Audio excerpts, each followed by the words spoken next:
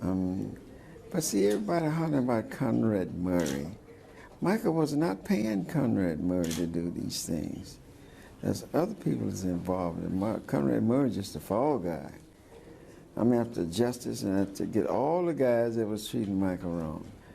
And it was more than just Conrad Murray. The album's #1 all over the world. All over the world. America's the only one because I don't want to say too much. But it's not #1 in the United States. It's conspiracy, yeah. I don't want to say too much. I'm done. I don't want to say. The media gives us different views of what took place. You need to analyze it on your own, what you think took place, what the facts are, and what the truth is. Michael Jackson were what we call enablers. They had a lot to gain from him and a lot to lose from him. He was dependent and ruled by others, and that really contributed to his demise. He had ruthless people around him who found him to be extremely vulnerable. They're all sycophants. They're parasites. Most of them financial parasites.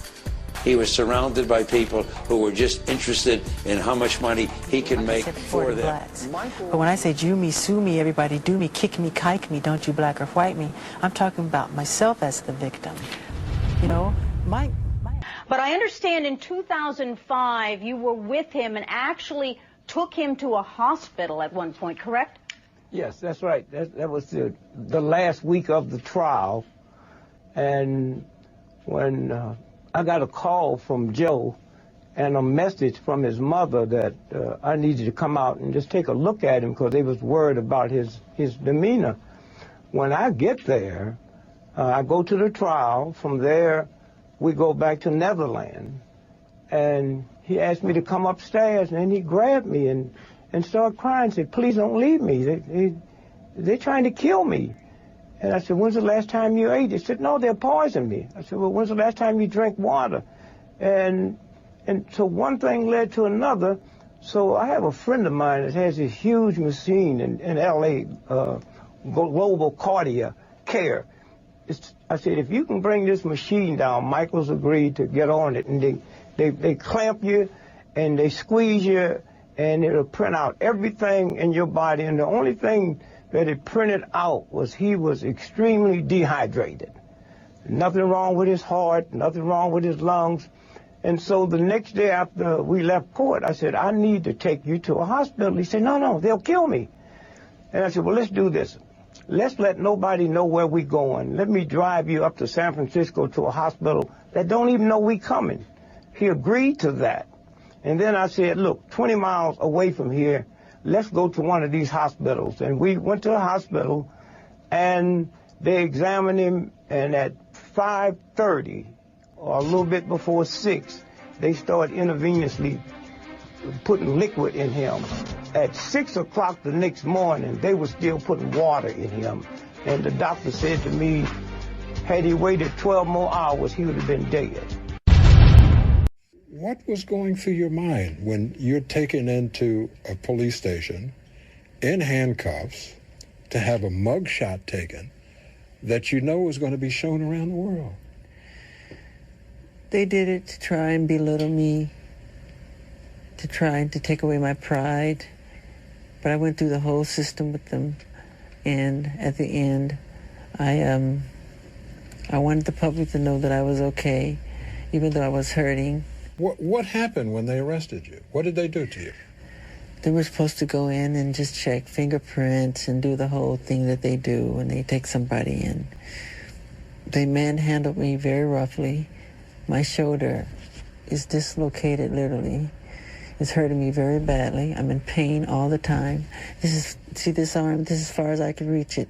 Same with this side over here. Because of what happened at the police station? Yeah, at the police station. And what they did to, if you saw what they did to my arms,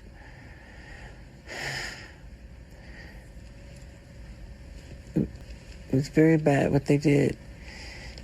It was very swollen. I don't want to say. But how You'll see. We were given this photograph said to be taken after Michael Jackson was released on bail.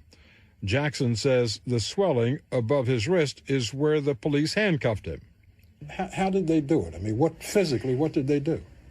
With the handcuffs, the way they tied them too tight behind my back. Behind your back? Yeah, and they put it in a certain position, knowing that it's going to hurt and affect my back. Now I can't move. It keeps me from sleeping at night. I can't sleep at night. And Jackson says there was more. One time I asked to use the restroom, and they said, sure, it's right around the corner there. Once I went in the restroom, they locked me in there for like 45 minutes. There was doo-doo, feces thrown all over the walls, the floor, the ceiling, and it stunk so bad. Then one of the policemen came by the window and he made a sarcastic remark. He said, does it smell good enough for you in there? How do you like the smell? Is it good? And I just simply said, it's all right. It's okay. Conrad Murray's actions, Conrad Murray's omissions to act, directly caused the death of Michael Jackson. Conrad Murray figuratively and literally abandoned Michael Jackson on June 25th, 2009. Involved in this whole conspiracy. This is a conspiracy that we're dealing with. And a lot of people don't know that and understand it. They only know what the media feeds you, as you well know, because we believe. See, the media is the eyes and ears to the world. Whatever they feed us is what we hear. True. And that's what we believe. And that's what the media is doing. I want the truth. And what do you think is the truth, though? That there are other people involved, and what else? Well, Michael told me before he passed. He told me that he was afraid that he was going to die. He was going to be murdered, he said. He thought he would be murdered? Oh, yeah, he did. He said that to me. So, homicide's a murder as far as I'm concerned. But the problem is that who did it? Who actually did it? Who manipulated this? It might not be just one person, you're saying. Oh, it's not one person, no, not at all. Okay. Now you see. That's called murder! Let me see the hands who's reporting. It's all on the internet! You gotta wonder if he wasn't killed. My first thought when the movie was over, this is it. Because they don't have to mess with him anymore. They have all this music, all this footage. We're gonna have Michael Jackson till the day we die. It seems like everybody's better off and richer without Michael. I've heard that a lot of folks say that Michael was worth more dead than alive. It breaks my heart to hear this. Is it true? I don't know whether it's true. Time, I think, is the only judge that we can ever have of that. How has it impacted my touring, record sales? Album's #1 all over the world. All over the world. America's the only one because I don't want to say too much. But it's not #1 in the United States. It's conspiracy, yeah. I don't want to say too much. I'm done. I don't want to say much.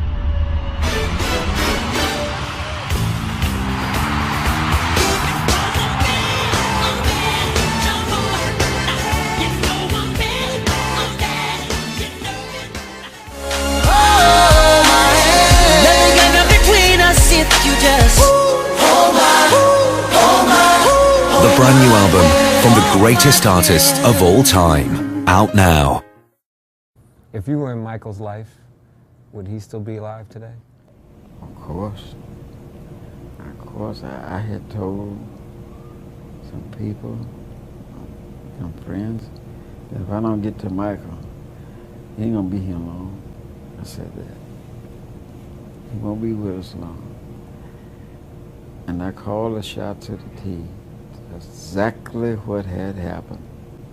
I just didn't like to see him. Matter of fact, I wouldn't go and see him laying up in the casket because I didn't want to remember him like that. Will you be there for me? When wrong, will you scold me? When lost, will you find me? But they told me that you be faithful and walking out